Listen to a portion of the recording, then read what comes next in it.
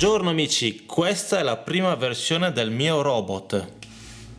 Un giorno sarà un robot spazzino altamente intelligente ed efficace. È controllato da un Arduino Mega con sensor Shield. Ci sono due motori a 12 volt in corrente continua con drive per motori e frontalmente ci sono 5 sonar, in quanto ogni sonar copre 15 gradi.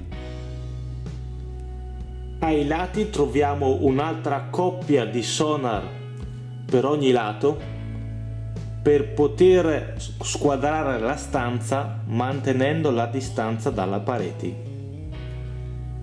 Nel centro troviamo questa scheda costruita su una 1000 fori. Qua ci sono diversi sensori e un display.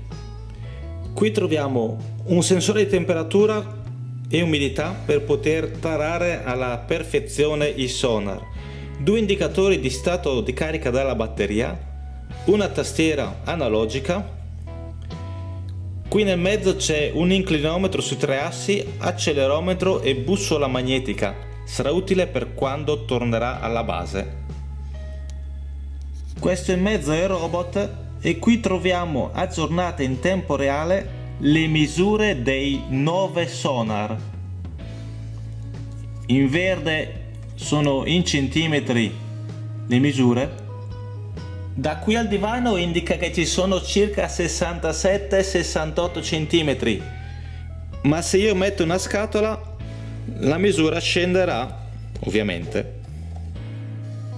Siamo a 19. Sotto i 10 cm scatta l'allarme. Quando sposto la scatola, l'ostacolo, si aggiorna in tempo reale le misure dei sonar. Vedete? Mano a mano che sposto la scatola, la linea rossa si muove e vale anche per i radar laterali. Eccolo qui, allarme a 6 cm.